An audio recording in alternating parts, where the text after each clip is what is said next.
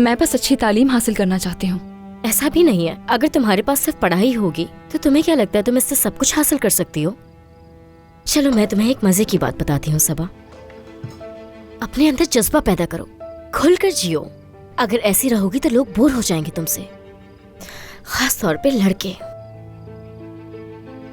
नसरीन, मुझे उनकी कोई परवाह नहीं। इससे क्या फर्क पड़ता है सबा कि तुम्हें उन लोगों की परवाह है या नहीं? मैं सिर्फ तुम्हें एक बात समझा रही हूँ, इसमें मेरा कोई फायदा नहीं है। क्या तुम मुझसे लड़ना चाहती हो? नहीं मेरी जान, मैं लड़ना नहीं चाहती तुमसे। मेरा तुम्हें समझाने का मकसद ये है कि तुम अक्ल से काम ले सको, लेकिन तुम्हें तो समझाना ही फजूल है।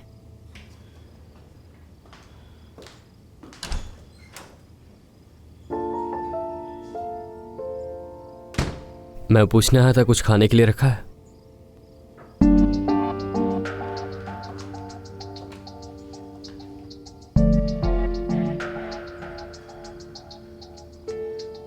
गुड नाइट सबा। हाँ, गुड नाइट नसरीन।